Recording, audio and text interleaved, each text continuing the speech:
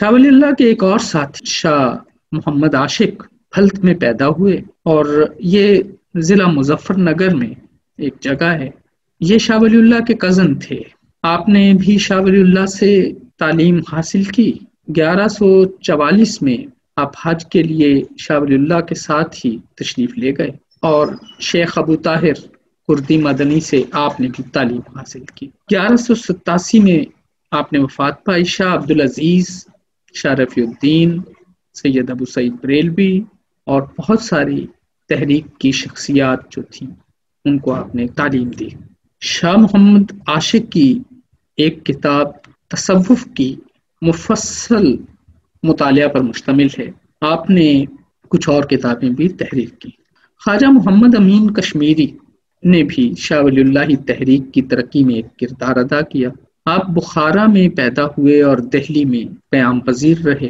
شاہ ولی اللہ کے بڑے بڑے شاگردوں میں سے ان کا شمار ہوتا ہے، اور وہ خود بھی یہ کہتے تھے کہ آپ کو شاہ ولی اللہ سے علم حاصل کرنے پر فخر ہے، اور آپ نے تحریک کے بڑے مقاصد میں سے ایک جو قرآن کی تعلیم کو عام کرنا تھا اس پر آپ نے کام کیا۔ تحریک کے مقصد کو پورا کرنے کے لیے انہوں نے ترجمہ بھی کیا اور اس کو مختلف مدرسوں کے سلیبس کا حصہ بنایا۔ آپ 1187 ہجری میں اس دنیا سے کوچ کر گئے۔ ولی اللہ موومنٹ جو ہے شاہ ولی اللہ کی تیسری نسل میں، اس تحریک کو شاہ محمد مخصوص اللہ نے جاری رکھا۔ شاہ مخصوص اللہ شاہ رفیع الدین کے صاحبزادے تھے، اور آپ نے شاہ عبد القادر اور شاہ عبد الغنی سے تعلیم حاصل کی تھی۔ آپ کی تبلیغ و اشاعت اور پڑھانے کی جو خدمات ہیں تحریک کے نظریات کے لیے، وہ روشن الدولہ کی مسجد میں جاری رہی۔ مولوی رشید الدین جو امین الدین کے صاحبزادے تھے، ایک اور امپورٹنٹ شخصیت تھے شاہ ولی اللہ موومنٹ کے، آپ کی نسل میں۔ یہ تیسری جنریشن کی ہم بات کر رہے ہیں جس میں یہ رہے۔ تو مولوی رشید الدین دہلوی نے مفتی علی کبیر بنارسی سے تعلیم حاصل کی، اور پھر بعد میں وہ شاہ ولی اللہ تحریک میں شامل ہو گئے، اور شاہ عبد القادر اور شاہ رفیع الدین کے بھی طالب علم رہے شاہ ولی اللہ کے ساتھ ساتھ۔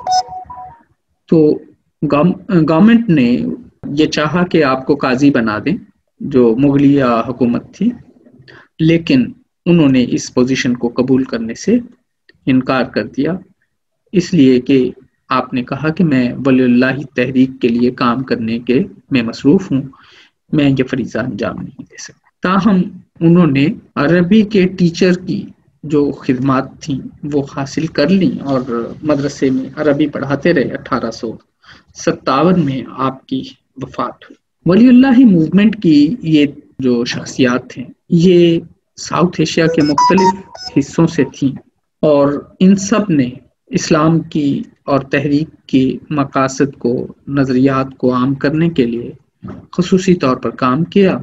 اور شاہ ولی اللہ جو تھے انہوں نے ان کے علاوہ بھی مختلف دربار کے اندر، ملک کے اندر مختلف بااثر شخصیات کی مدد حاصل کی تھی۔ انہوں نے ایک اپنے ہم خیال لوگوں کا ایک پورا گروہ تیار کر لیا تھا۔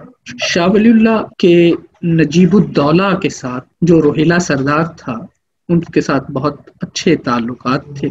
یہ مسلم انڈیا کا شاہ ولی اللہ کے دور میں ایک بہت بڑے رہنما تھے، اور جب ہم اس روہیلا سردار نجیب الدولہ کے ساتھ ولی اللہ کے تعلقات کو دیکھتے ہیں تو پھر ہمیں یاد آتا ہے کہ بالکل اسی طرح جیسے نواب مرتضی خان شیخ فرید کے ساتھ جس طرح کے تعلقات مجدد الافسانی نے اسٹیبلش کیے تھے، بالکل اسی طرح کے تعلقات ہمیں یہاں نظر آتے ہیں۔ مجدد اور شاہ ولی اللہ دونوں نے اپنے ان دوستوں کو گائیڈ کیا، اور اسلام کی سولیڈیرٹی اور انٹیگریٹی اور مسلم ریاست کی سولیڈیرٹی اور انٹیگریٹی کے لیے اور معاشرے کے لیے ان لوگوں سے، ان بااثر لوگوں سے مدد حاصل کی۔ ایک اور اہم شخصیت جن کے ساتھ شاہ ولی اللہ کے تعلقات تھے وہ تھے نظام الملک آصف جاہ، اور ان سے جو تعلقات تھے وہ شاہ ولی اللہ نے اپنے والد سے حاصل کیے تھے، اور پھر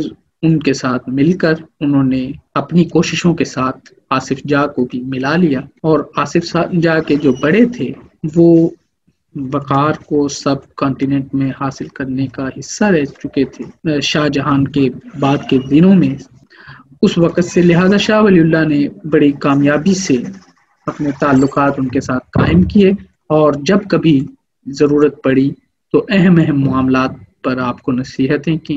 تو ان کے جو لیٹرز ہیں جو شاہ ولی اللہ نے ان کو لکھے ہیں، اور آپ کی جو نصیحتوں کا اثر ہے اس کی پالیسیز پر، وہ شاہ ولی اللہ کی اسٹریٹجی کی کامیابی کی دلیل ہے۔